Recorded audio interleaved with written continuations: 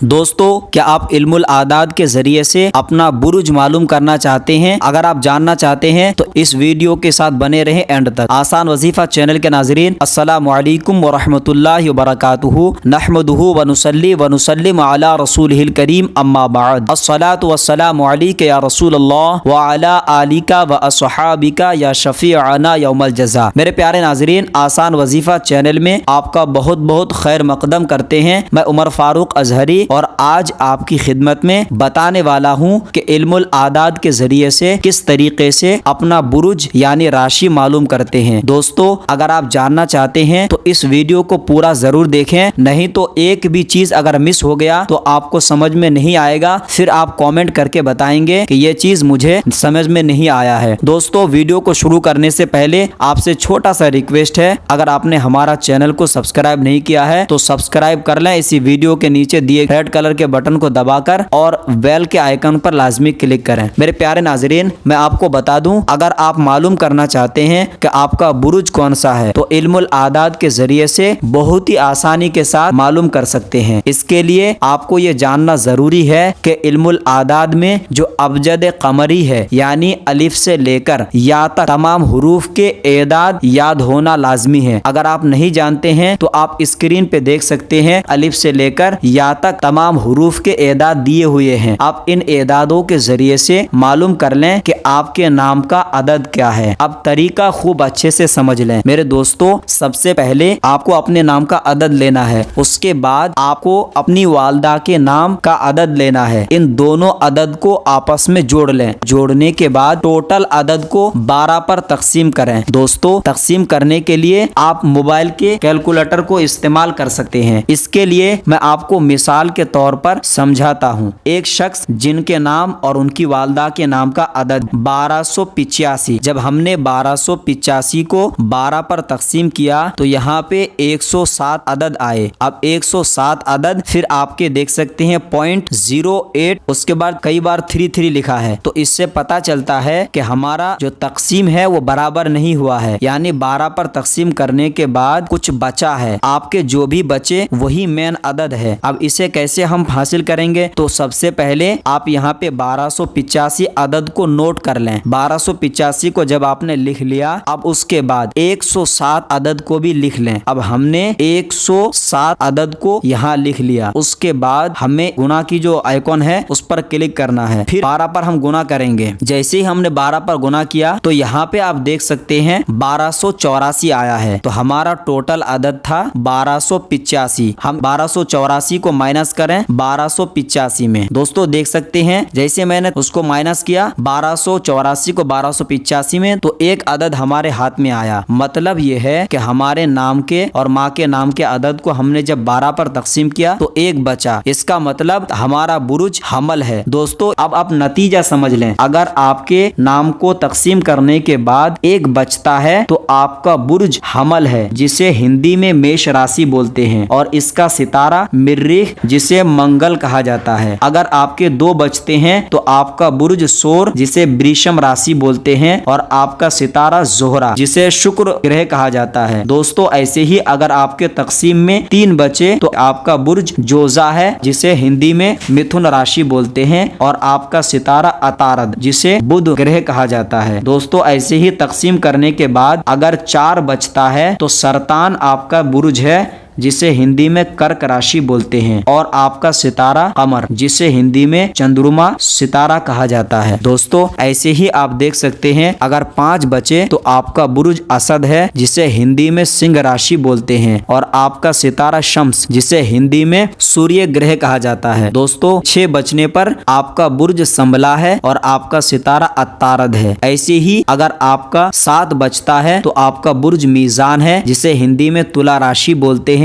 और आपका सितारा जोहरा जिसे शुक्र ग्रह कहा जाता है। ऐसे ही अगर 8 बचे तो आपका बुर्ज अकरब है जिसे हिंदी में वृश्चिक राशि बोलते हैं, और आपका सितारा मरीख जिसे हिंदी में मंगल ग्रह कहा जाता है। दोस्तों, अगर आपके तकसीम पे 9 बचता है तो आपका बुर्ज कोस है जिसे हिंदी में धनु राशि बोलते हैं, और आपका सितारा मुश्तरी को हिंदी में बृहस्पति सितारा बोलते हैं। दोस्तों, अगर आपके तकसीम में 10 बचता है तो जदी आपका बुरुज है जिसे हिंदी में मकर बोलते हैं, और सितारा इसका ज़ुहल है जिसे हिंदी में शनि बोलते हैं। दोस्तों अगर 11 बजता है तो आपका बुर्ज दुलू है जिसे कुंभ राशि बोलते हैं, और आपका सितारा ज़ुहल जिसे शनि सितारा बोला जाता है। ऐसे ही अगर बराबर तकसीम हो जाए, बराबर तकसीम होने का मतलब मैं आपको मिसाल दे रहा हूं, अगर आपके पास 1200 अदद है उसे आप 12 पर तकसीम करेंगे तो यहाँ पे देख सकते हैं ये बराबर तकसीम हो गया, यानी आपका जो बुर्ज है वो हूत है जिसे हिंदी में मीन राशि बोलते हैं, और आपका सितारा मुश्तरी जिसे बृहस्पति कहा जाता है। तो दोस्तों आप इल्मुल आदाद के जरिए से बआसानी अपना बुर्ज मालूम कर सकते हैं। ये एक बहुत ही अच्छा कायदा है जिसे अमलियात में अक्सर आमिलीन इसी तरीका को इख्तियार करते हैं। दोस्तों मेरा अपना ओपिनियन यही है, अगर आपको अपनी तारीख